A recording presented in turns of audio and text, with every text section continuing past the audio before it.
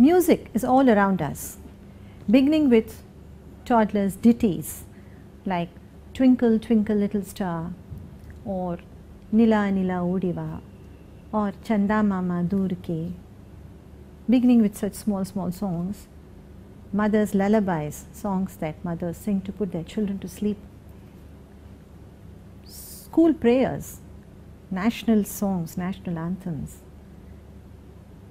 songs to celebrate births, harvest, marriage, songs sung in praise of deities in temples, religious songs, bhajans. And we have the ubiquitous pop music. And we also have classical music. Music is indeed all around us, and in today's world more so than ever before. What with all these modern gadgets, music is a constant companion almost. Now, it's astonishing to think about this variety of music that we have, and more so when we consider that all this variety has sprung from just 7 notes, and there are 5 variants, as we shall see shortly. Now, given that what we call Carnatic music is a variety of music that we get to hear today, it can be illuminating to try to understand what Carnatic music is in the context of these other forms of music, these other genres of music, to understand it by way of contrast. Eminent musicologist Dr. Ashok Ranade has suggested that Indian music, what is called Indian music, by which is meant music that is Indian in origin. Indian music can be understood as falling under any of 5 categories. This is what he calls the musical pented. So Indian music, the wide variety of music that we can hear that is Indian, belongs to one of these 5 categories. So according to Dr. Ranade, the variety of music that we can hear that is Indian falls under any of these 5 categories, what he calls the musical pented. So this is Indian music,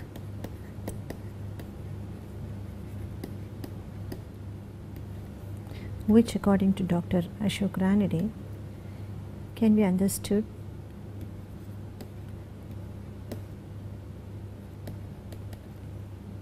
as a pented.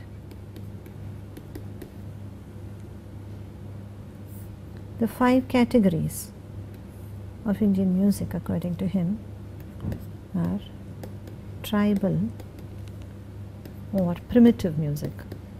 Now this is music that you and I cannot easily get to hear, because this is music that is practiced in the context of tribal rituals and ceremonies, and this music is particularly isolated, quite immune to influence from outside, and in turn it does not influence other forms of music.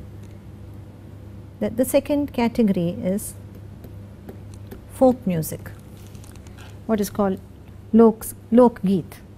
Now this is literally music of the folk, music that is sung in rural settings on occasions of birth, marriage, death, harvest, and other village gatherings.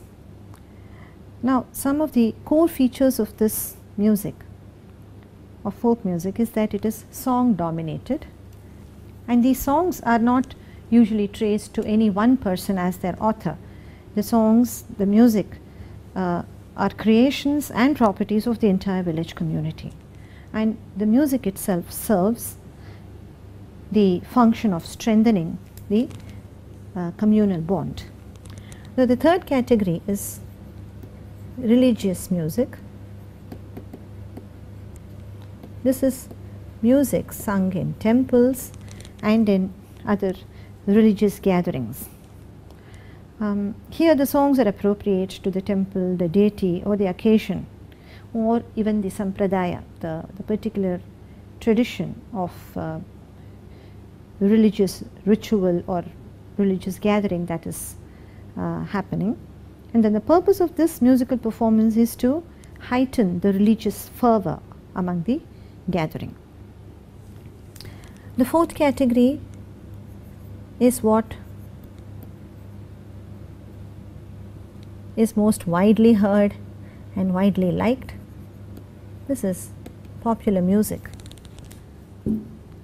And in the case of Indian popular music, it's certainly mostly film music. And finally, the last category of Indian music is what he calls art music, which is what is classical music. Hindustani, Carnatic and such other musical genres belong under the category of art music. Now, the main feature of art music is that the intent of the performer is artistic. That is, the art musician or the classical musician, whether it's Carnatic or Hindustani, performs in order to be recognized as an artist, in order to showcase his or her artistic standing, artistic ability. To give an example, most compositions in Carnatic music are religious in content. They are in praise of one or the other Hindu deity. But Carnatic music is not religious music in the sense that Dr. Ranade speaks about. Though the content is religious, the intent of the Carnatic musician is artistic. So when the Carnatic musician performs a composition in praise of a Hindu deity, he or she is not trying to, or certainly ought not to try to just evoke religious fervor in the listener. That might happen as a side effect, but the primary intent of the performer is artistic. It is to present the composition in a technically and aesthetically satisfying way. So that is how art music or classical music, the primary feature of this genre is that the intent of the performer is artistic. Now, given that there are these 5 categories of music, what are the criteria that distinguish one from the other? What are the criteria that can separate these 5 categories? If you look at the slide, the first criterion would of course be the content of the music itself. Content in terms of text, melody and rhythm. To give an example, folk music or religious music will have a certain kind of rhythm, a certain kind of percussive accompaniment which you won't find in classical music.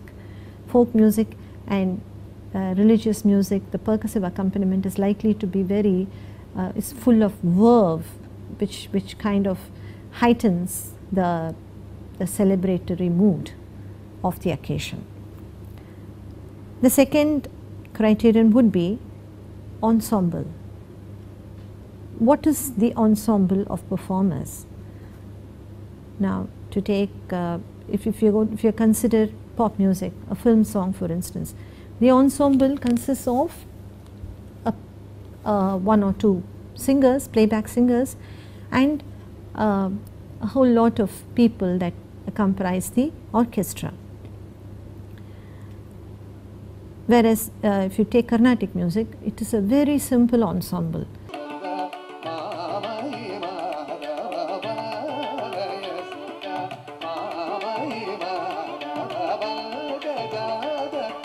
The kind of accompaniment, the kind of ensemble that constitutes the folk music will also be different.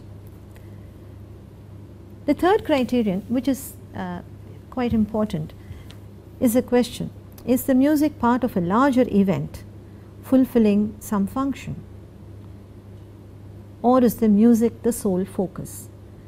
Clearly religious music, if you have bhajan singing in a temple or bhajan singing in a Radha Kalyanam in Tanjavur or in any southern town, the music itself is part of the larger function, the larger purpose of the religious gathering, which is to evoke the devotional fervor.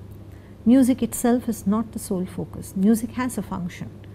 Whereas in Hindustani or a Carnatic concert, the music itself is the sole focus. It is not part of some larger function or larger purpose. There is an interesting distinction made by Heinrich Bessler, a distinction between everyday music and presentational music.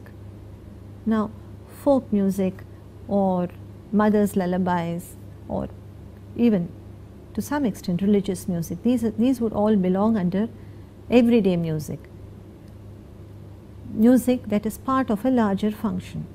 Presentational music, where music is something that stands in its own right and the focus is entirely on the music itself, that is something that would only subsume art music and possibly popular music. Now, another criterion is the participation of audience. How does the audience participate? Is the audience passive? Is the audience simply sitting and listening to the music, or is it actively participating?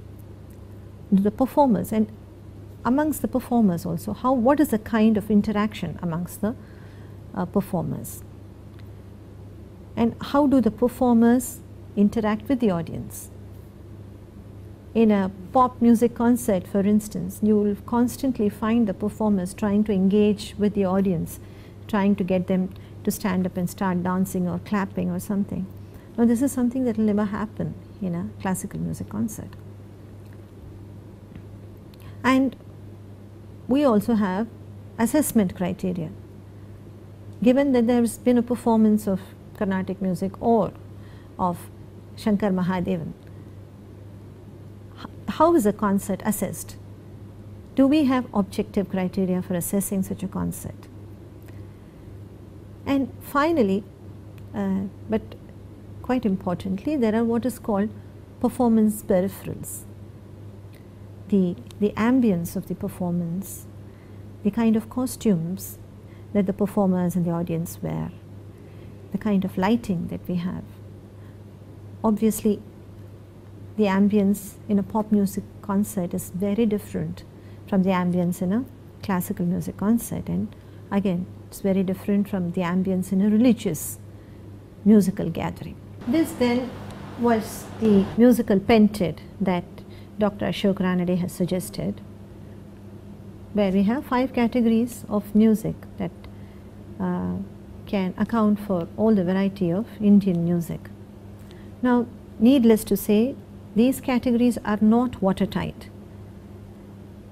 There is considerable straddling of these categories, so that you may have musical forms which may not quite belong to one or the other category, but may belong to 2 at the same time. So also the distinction between everyday music and presentational music that I spoke about some time ago. There are musical forms or musical performances which may not clearly belong to one or the other genre, one or the other kind of music. Now, just to get a feel of what these kinds of music, what are the kinds of music that I'm talking about, let us listen to some musical clips. The first clip is a song from a Tamil movie called Karuthamma. Let us listen to this song.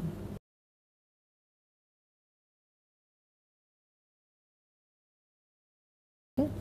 Now, this is a song, as I said, from the movie called Karuthamma, whose music director is A.R. Rahman, and the song clearly has a folksy feel to it, even without the visuals of the rural setting.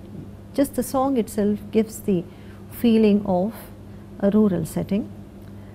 And this is achieved by two main things. One is the lyrics itself, the lyrics themselves, and secondly, and very importantly, the rhythm, the kind of rhythm that the song has. It lends it a very folksy feel. Now, alongside this clearly folksy sounds of the percussion, in the interludes of the song, you could hear an orchestra of violins. Now, this is what is most interesting about popular music.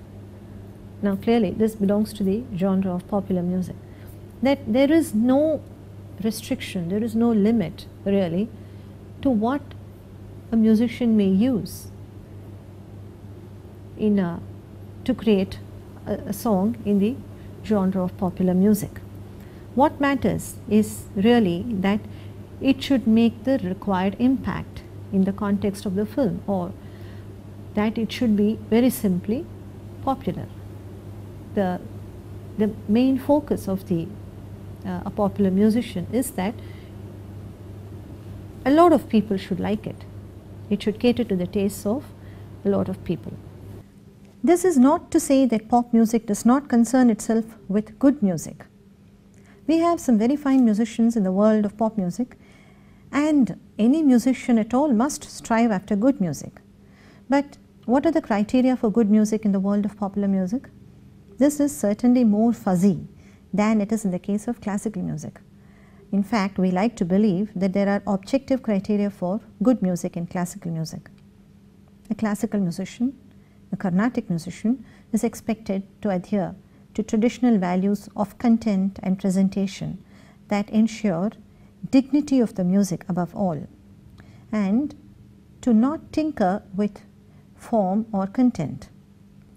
But there are experiments going on in this world too, even if the majority of the community of Carnatic music approaches such experiments warily. Eventually, of course, change does happen for the good and the bad, which after all is a mark of a live tradition of music.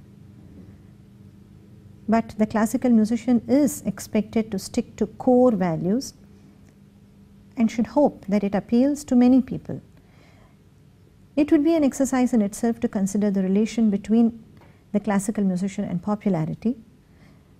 But this is true, that if a musician is seen as suiting the music mainly to cater to a larger cross-section of people, she or he is likely branded as populist.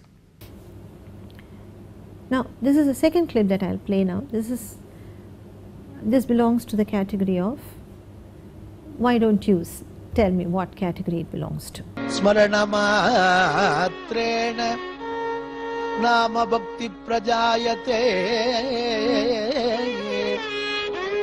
tam namami tam namami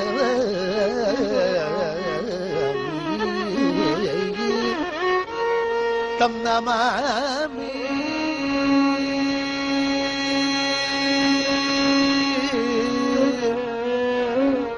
namami tam namami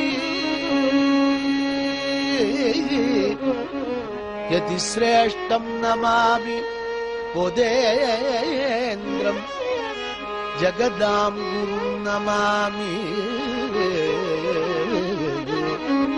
namami namami.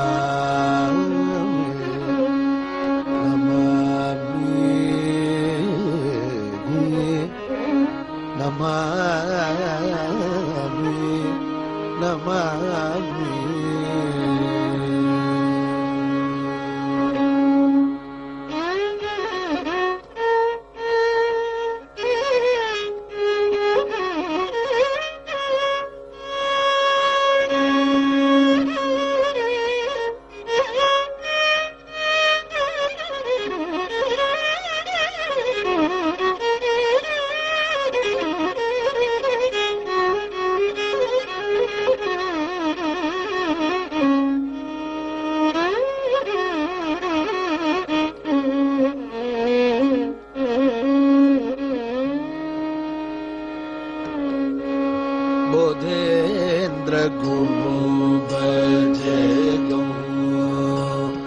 Yogindra वर्णो Bodhendra गुरु भजेगो योगीन्द्र वर्णो बोधेन्द्र गुरु भजेगो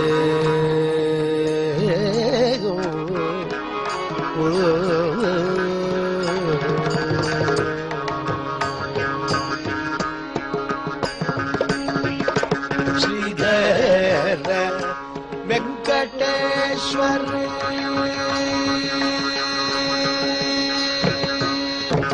श्रीधर वेंकटेश्वर सगचरं श्रीधर वेंकटेश्वर सगचरं बोधेन्द्र गुरु भजेगं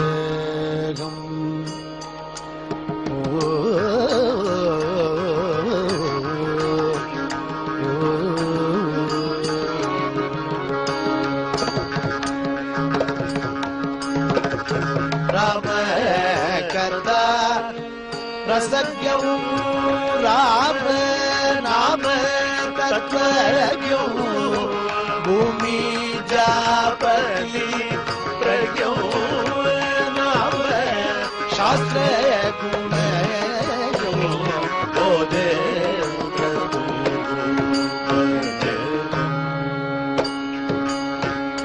परम विधेय परम भक्ति बोधेगो परम सुख दायक परिजने कदेशिगो बोधेन्द्र गुरु भजेगो भवताप भयहरौ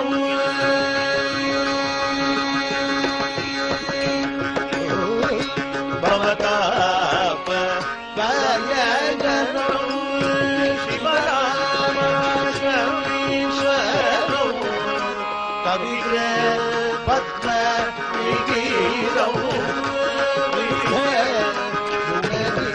गुणनिगरौ बोधेन्द्र गुरु भजेगो Yogindra वर्णो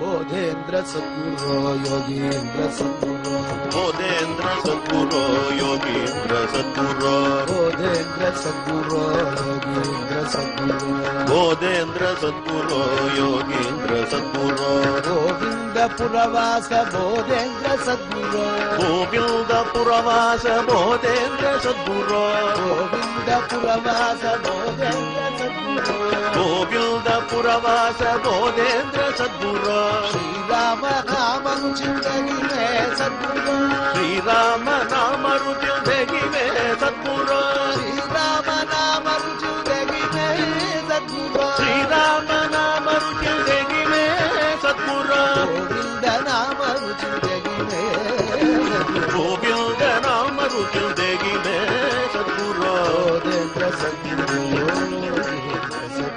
Bodhendra सद्गुरो Yogindra सद्गुरो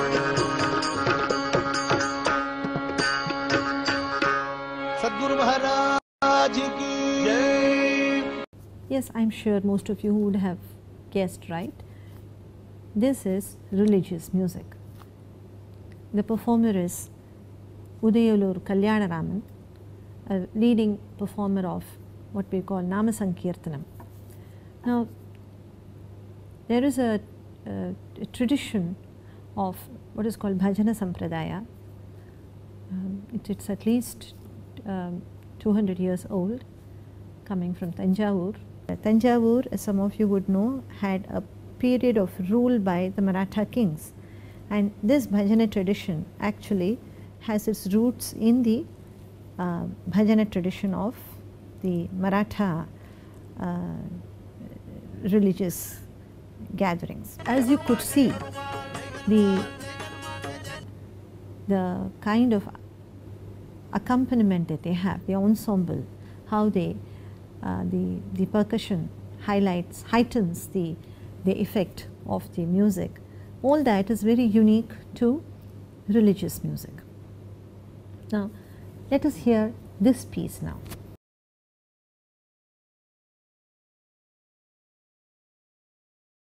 We just heard Sanjay Subramanian, a leading Carnatic performer, and he was performing the alapana or an improvisation of Raga Pantuvarali. Now here, as you would have made out, the music is the sole focus. Then what will it sound when the percussion also kicks in? Let us listen to a short clip from another piece.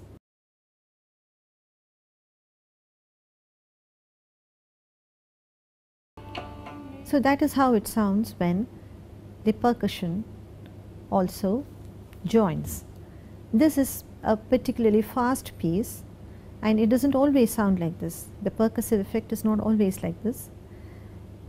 And as we will learn a little later in the course, the percussive instruments that were used were the mridangam, the ghatam, and the morsing. Now clearly the kind of interaction among the performers is of a very different kind from the kind of interaction that you have in a bhajan or in film music, because here there is a lot of spontaneity that is involved and a lot of anticipation that is expected on the part of the accompanists, and also the level of technical expertise and aesthetic attainment is quite different in the case of classical music.